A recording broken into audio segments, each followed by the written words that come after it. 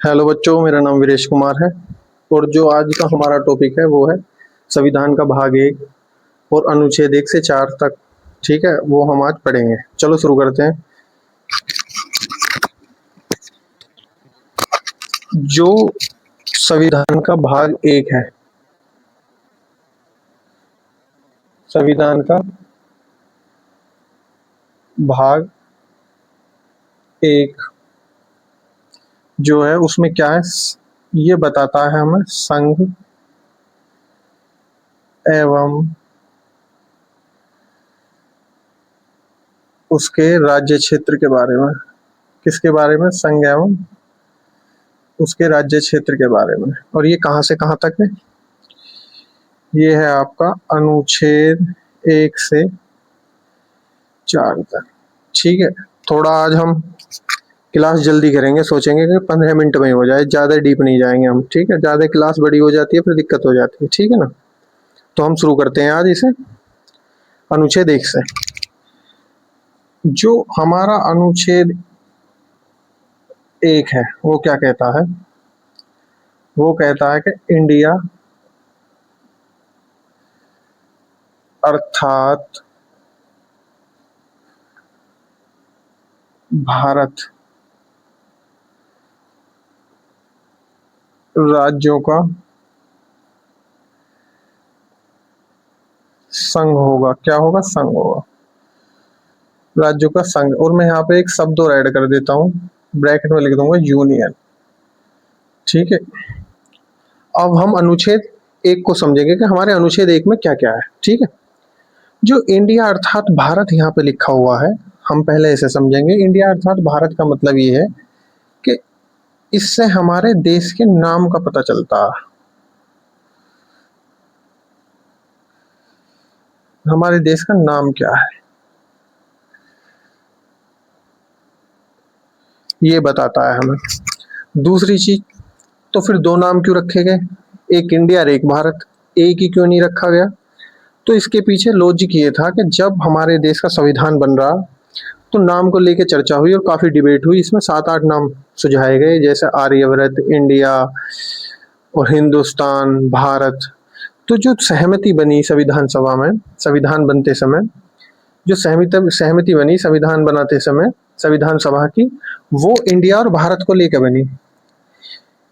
India इस वजह से रखा गया कि जितने भी डॉक्यूमेंटेशन हुए हमारे देश के वो इंडिया के नाम पे हुए। ठीक, और जो विदेशों में हमारे नाम को जो जाना गया, जब हमारे प्रतिनिधि जाते हैं तो वो इंडिया के नाम से ही जाने गए। और जो भारत पड़ा, इसको लेके ये तर्क कि भी जो भारत है ये हमारी संस्कृति को जो है, जो विरासत में हमें संस्कृति मिली है उसे साथ लेके चलता। ठीक है, ये दोनों चीज थी इसमें कि इंडिया अर्थात भारत ही क्यों लिखा गया, इंडिया ही क्यों नहीं लिखा गया। ठीक है, अनुच्छेद में। हम दूसरा देखेंगे राज्यों का संघ। यहाँ पे लिखा हुआ है राज्यों का संघ। राज्यों का संघ का क्या मतलब है? राज्यों के संघ का मतलब यह है कि भाई हमारी जो शासन प्रणाली होगी, शासन प्रणाली वो कैसी होगी। शासन प्रणाली से मतलब है कि जो हमारे देश की जो शासन होगा वो कैसा होगा। तो दो तरह की शासन प्रणाली होती है, एक तो एकात्मक होती है और एक संघात्मक। और हमने क्या, हमने दोनों के ही लक्षणों को अपनाया, एकात्मक को भी और संघात्मक को। ठीक, और अनुच्छेद 1 में बताया गया, जो मैंने यूनियन शब्द लिखा है, इसमें ये बताया गया कि जब संविधान बन रहा था हमारा तो ये बताया गया जो हमारे देश में जितने भी राज्य है उससे मिलकर हमारा देश बना है, हमने किसी के साथ कोई समझौता नहीं किया और भविष्य में इन्हें हमारे देश से अलग होने का कोई अधिकार नहीं है। मतलब कोई राज्य अगर आज के यूं कहने लग जाना कि भाई हम भारत से अलग हो रहे हैं, वो नहीं हो सकते, क्योंकि जो हमने पहले ही अपना संविधान बनाते समय ये क्लियर कर दिया था कि हमारा आपसे कोई समझौता नहीं हुआ और आप जो है हमारे साथ ही रहोगे। किसी भी राज्य को यह अधिकार नहीं होगा कि वो हमारे देश से अलग हो जाए। ठीक है, अनुच्छेद 1 में आप इतना ही समझो। ठीक, अगर किसी को लिखना हो तो लिख लो, मैं थोड़ा सा साइड हो जाता हूँ।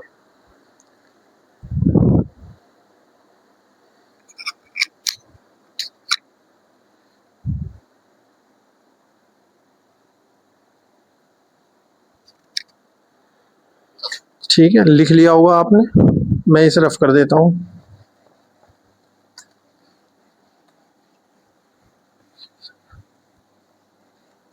अब हम लेंगे अनुच्छेद 1 का क्लोज 2। ये जो हमारा अनुच्छेद 1 का क्लोज 2 है, ये कहता है केंद्र व राज्य का भूभाग वही होगा जो अनुसूची 1 में उल्लेखित है। जो अनुसूची 1 में उल्लेखित है।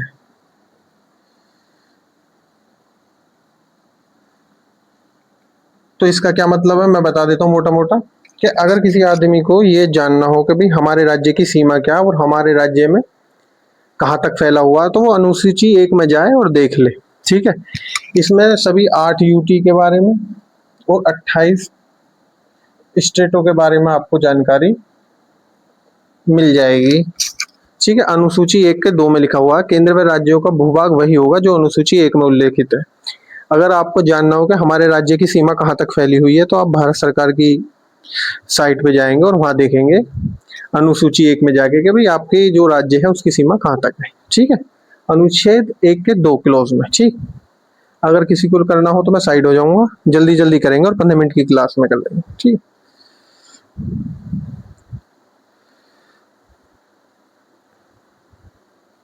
ठीक, अब लेते हैं हम आपका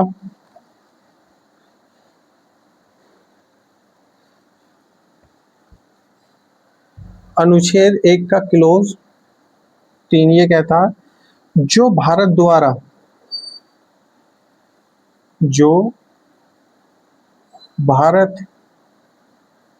द्वारा अर्जित क्षेत्र होंगे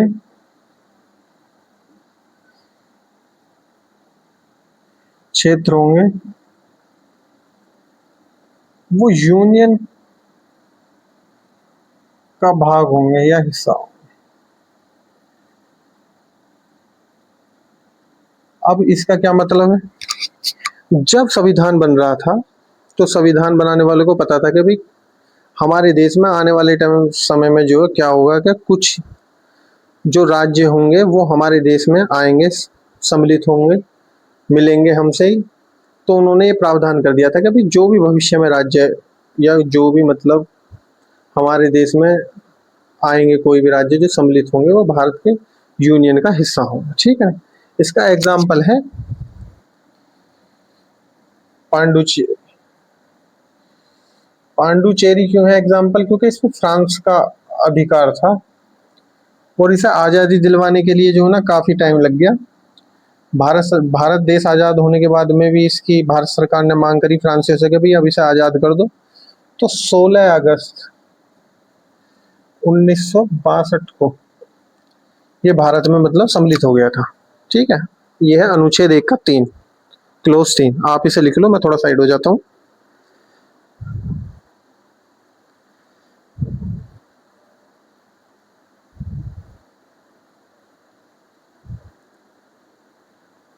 ठीक, अब चलते हैं, मैं इसे रफ कर देता हूँ।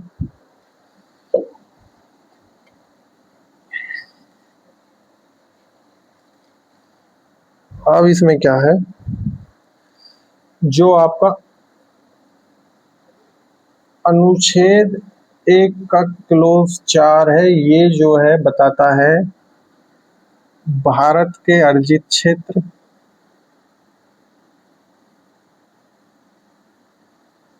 व भारत के संघ क्षेत्रों के बारे में, भारत संघ के बारे में बताता है। भारत के जो अर्जित क्षेत्र में, इसमें आपको जानकारी मिलेगी 28 राज्यों की प्लस यूटी की प्लस अर्जित क्षेत्रों की, और जो इसमें जानकारी मिलेगी वो आपको 28 स्टेट। ये आपके अनुच्छेद 1 के क्लोज 4 में। ठीक है, अब हम देखेंगे अनुच्छेद 2। अनुच्छेद 2 क्या कहता है। थोड़ा सा जल्दी मैं इस वजह से करा रहा हूँ कि ज्यादा डीप पढ़ाने का कोई मतलब नहीं है। 1.5 से 2 घंटे की क्लास हो जाती है और ज्यादा टाइम खींच जाता। तो ये क्लास क्या है, 15 से 20 मिनट में खत्म हो जाएगी पूरी। आपका क्विक रिवीजन भी हो जाएगा और आप समझ भी लोगे, ठीक है ना।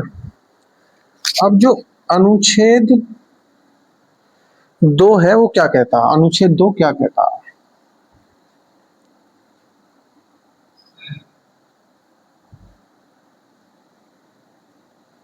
अनुच्छेद 2 कहता है कि संसद ऐसे निर्बंधों के साथ, क्या निर्बंधों के साथ, जिन्हें वह उचित समझे,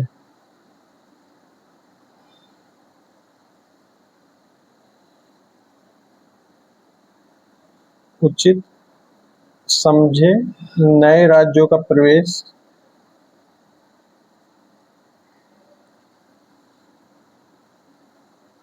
या उनकी स्थापना कर सकता है।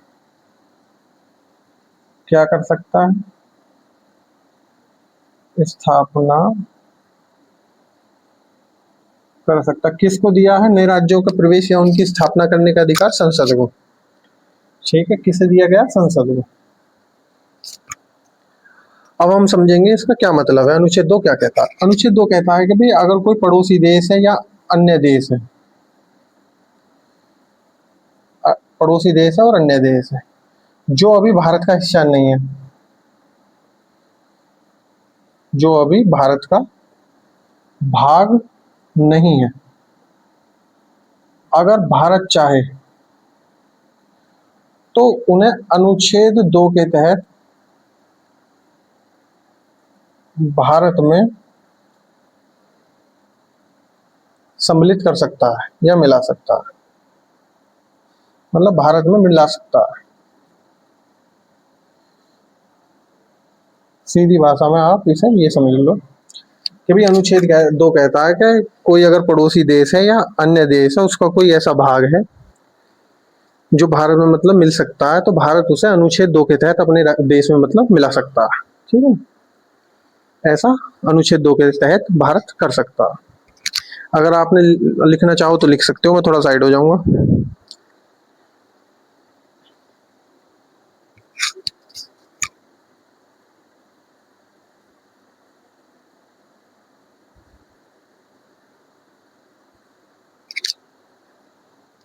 ठीक है, लिख लिया होगा। अब मैं आपको अनुच्छेद 3 समझा। देखो, अगर मैं चाहूँ तो जो कि तो बुक की राइटिंग में लिख सकता हूँ। मैं आपको इसे जो है ना 2-3 एग्जाम्पल और देकर थोड़ा सा बड़ा करके भी समझा सकता हूँ, लेकिन इतना टाइम नहीं होता, वीडियो बहुत ज़्यादा लंबी हो जाती है, जिसकी वजह से पूरा टॉपिक कवर भी नहीं हो पाता और आप लोग देखते भी नहीं हो। तो मैं ये सोच रहा हूँ कि मतलब कि जो छोटी वीडियो बने, आपका क्विक रिवीजन भी हो जाए और आपका इंटरेस्ट भी जागे। मैंने सीधी सीधी भाषा में आपको समझा दिया। अगर मैं चाहूँ तो बुक की किताब लिख सकता हूँ, बुक की मतलब लैंग्वेज लिख सकता हूँ यहाँ पे और कह दूंगा भैया ये अनुच्छेद 2 है। आपको ये चीज़ तो लिखी हुई जो मैंने यहाँ तक लिखी है वो तो हर किताब में मिल जाएगी, लेकिन जो मैं इसके पीछे का सार आपको समझाने की कोशिश कर रहा हूँ वो आप समझिए, ठीक, कि मैं क्या समझाना चाह रहा हूँ। धीरे धीरे धीरे धीरे हम अपनी क्लास की मतलब वो बढ़ाएंगे, फिर क्वालिटी पे भी और क्वांटिटी पे भी, दोनों पे ध्यान दिया जाएगा। अगर शुरुआत में ही इतनी ज़्यादा क्वांटिटी होगी कि ओवर हो गया वो और आपको क्लास बोरिंग लगने लगी तो मुझे भी दिक्कत हो जाएगी और आपको भी, ठीक है ना। ठीक, अब अनुच्छेद 3 की तरफ हम बढ़ेंगे। मेरा मतलब मकसद यही है भैया, तुम्हें सारी चीज समझाना कि क्या चाहिए। जानकारी तो सब किताबों में, मैंने भी खुद किताबों से पढ़ी है, ठीक है, लेकिन टीचर का यही काम होता है कि वो किताबों की चीजों को तोड़ कर तुम्हें समझाए और अच्छे से समझाए, ठीक है ना। अनुच्छेद जो 3 है वो क्या कहता है।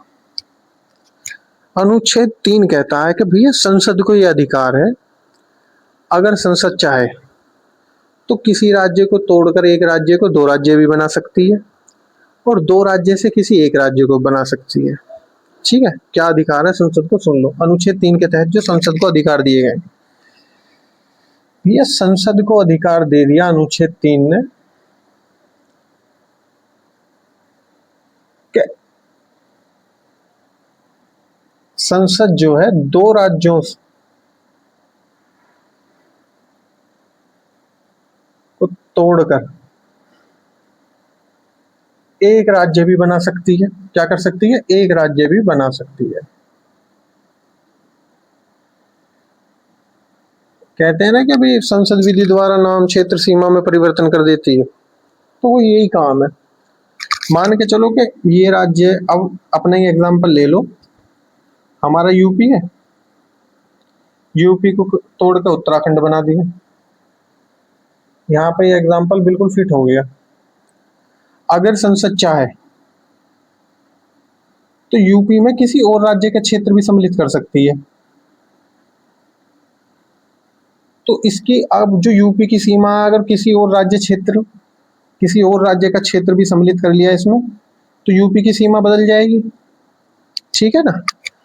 तो ये है कि संसद को यह अधिकार भी दे दिया गया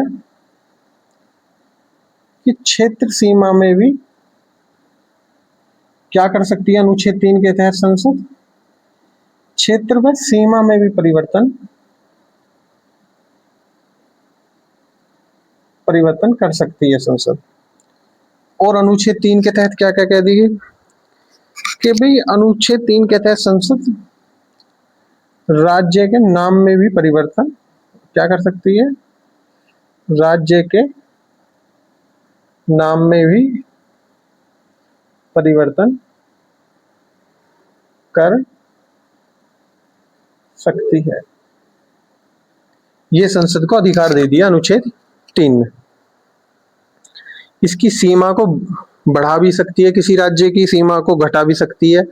अब हम कहते हैं ना कि उस राज्य की सीमा बढ़ा दी या घटा दी, तो ये अनुच्छेद 3 के तहत ही करा जाता है। ठीक है ना? और जैसे कि हमारा राज्य उत्तर प्रदेश तोड़ के उत्तराखंड बन गया, ये भी अनुच्छेद 3 के तहत। ठीक, अब अगर आप कुछ लिखना हो तो लिख लो, मैं थोड़ा साइड हो जाता हूँ।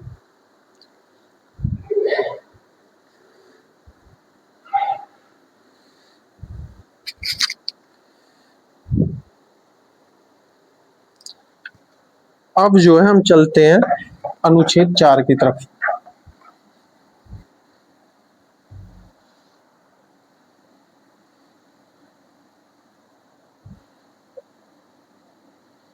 अनुच्छेद 4 क्या कहता है भैया? अनुच्छेद 4 कहता है कि जो भी विधि, जो भी प्रक्रिया, जो भी मतलब विधिक प्रक्रिया बनाई गई, जो विधि निर्माण करे गए अनुच्छेद 2 या 3 के तहत, वो संविधान संशोधन नहीं माना जाएगा। वो एक नॉर्मल प्रोसेस होगा, मतलब कि एक साधारण प्रक्रिया होगी। ठीक है ना? वही अनुच्छेद 4 बता रहा। अनुच्छेद 4 कह रहा भैया अनुच्छेद 2 और 3 में किया गया कोई भी परिवर्तन, ऐसे समझ लो, अनुच्छेद 2, 3 के द्वारा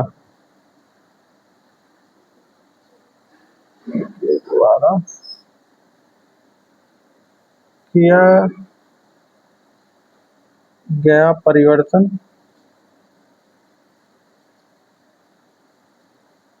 संविधान संशोधन नहीं माना जाएगा।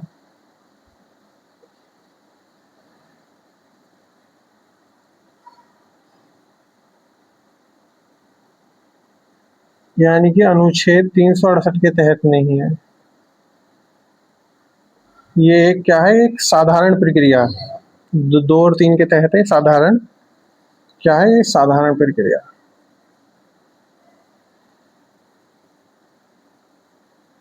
ठीक है, आज हमने क्या करा? हमने अनुच्छेद 1 से 4 तक कर लिए। कल हम करेंगे राज्यों का पुनर्गठन अधिनियम, फिर इसके बाद पहुंचेंगे राज्य के नीति निर्देशक तत्व, फिर मौलिक कर्तव्य, फिर सब मतलब मौलिक अधिकार सब कर लेंगे हम जल्दी से जल्दी। अब मैं इनसे सोच रहा हूँ कि जल्दी से जल्दी आपका सिलेबस मतलब कवर कराऊं और छोटी छोटी वीडियो बनाऊं जो आपको मतलब देखने में भी अच्छी लगे। ठीक है ना? धन्यवाद।